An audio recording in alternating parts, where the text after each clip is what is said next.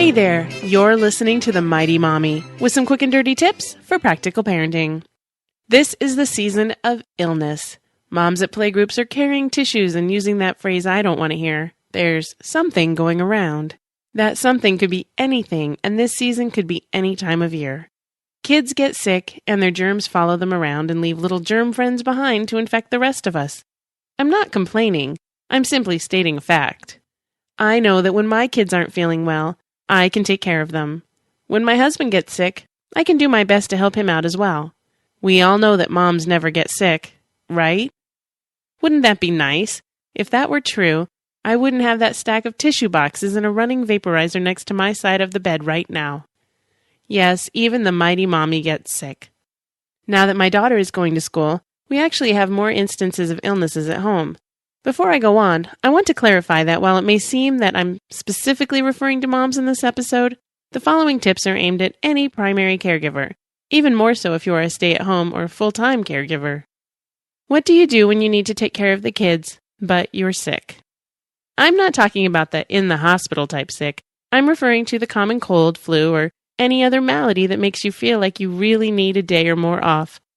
How can mom take a sick day when she has children waiting for breakfast or to be taken to school? The first thing you should do may be the obvious, yet many moms don't do this. Call for help. It seems like it's difficult for many moms to just admit defeat and let someone else take over. I speak from experience. If you don't believe me, check out my previous episode 39. I recorded it while struggling with laryngitis. Sure, I could have had someone else record it for me, but I'm the mom. I plan to re-record that one sometime in the future. If that happens to me again, I'll need to listen to this episode to remind me that it's okay to ask for help. I don't know why we are like that. We just are. So, if there is someone you can ask for help, ask them. Find out if dad can take a few hours off, or the entire day. Call grandma, aunts, uncles, and friends whose kids you watched last time they had an emergency. Don't tell me that it's not an emergency. You're sick and you aren't thinking straight. Think of it this way. If you can get help, you can get rest. If you rest, you'll feel better sooner. The sooner you feel better, the sooner you can get back to doing what you do best, being a mom. Don't forget to keep track of the people who have helped you. If you are deliriously sick, have your helper bring you a notepad and a pen so you can write yourself a note to remind you to thank everyone when you feel better. Hey, I have to write everything down if I'm taking cold medicine, or I'm likely to forget what day it is, let alone who came to visit or help. My second tip should be as obvious as the first. Go see your doctor. Find out what's really wrong. Our self-diagnosis may be right, but a doctor is more likely to know for sure. The sooner you know what is ailing you, the sooner you know if the cure is chicken soup or antihistamines.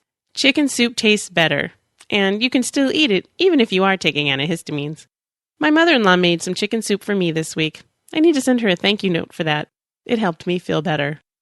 If you have moments during your illness where you feel the need to stretch your legs or make sure your replacement caregiver is taking care of things just the way you would, take one of those moments to assess the food situation. Take a quick inventory of food you have on hand and make a list of quick meals your spouse or caregiver can throw together for the kids.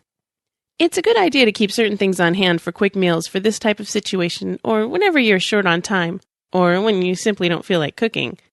If your spouse is the family cook, you've got it made. I love my husband, but he's definitely not the cook around here. Don't spend too much time on this activity. Remember that your primary objective is to rest so you can feel better faster. Did I mention resting? Kids are not very good at resting.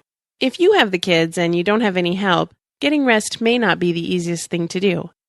Older kids can definitely help keep younger kids occupied. This depends on their ages, of course, but let them know that the more rest you get, the sooner things will be back to normal. This might encourage everyone to be quieter and more helpful. If you're like me and have a couple of toddlers, this could be a frustrating time for all. You may need to allow for things that are usually taboo. If you don't usually let your kids get in bed with you, they might enjoy some snuggle time. Have them pick out some books to read quietly with you or some toys. Let them climb into your bed with you, or if you're resting on the sofa, have them sit on the floor in front of you and play or read to you. You could even have them bring some dolls or stuffed animals with them. Have the kids pretend their pets or babies are sick too. Let the kids take care of you along with their pretend patients. Hopefully this care will inspire the children to be quiet while they put you down for a nap. You may not be able to sleep while you're the only adult present, but resting quietly with the kids is the next best thing. You may be worried about your kids getting sick, but if they do, you need to be healthy to take care of them. So take care of yourself right now. When the mommy is sick, the housework may suffer. If you are the sick mommy, try not to worry about it. Assign the most important tasks to specific people. Make a list if you must, but you will need to lower your standards for the duration of your illness. No matter how detailed you are in your instructions, you'll be disappointed when something isn't done the way you would do it. Try to be gracious and thankful, even when you think a job is only done halfway. All of your helpers are trying to help the best they can on top of their own concerns. Keep in mind that they are probably worried about you and may not be focusing as well as they should on each individual task. In closing, I just want to remind you to take care of yourself. Everything will fall into place most of the time, and your health is more important than the dirty dishes in the sink. Remind everyone around you to wash their hands with soap and water often. Tell everyone you love them, but reserve the kisses for when you aren't likely to cough in the middle of them. Take your vitamins, stay hydrated, follow your doctor's orders, and get some rest when you can. That's it for now. I hope you've enjoyed the show. Thank you for listening. There are a couple of links on the show's website at mightymommy.quickanddirtytips.com. The first one is a listener survey. Thank you to everyone who's taken the survey.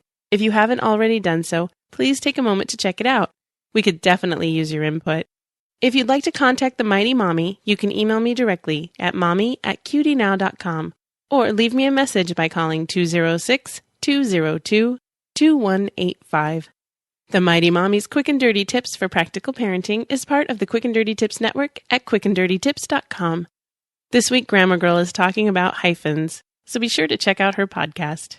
This is your friend, the Mighty Mommy, wishing you happy and fun parenting.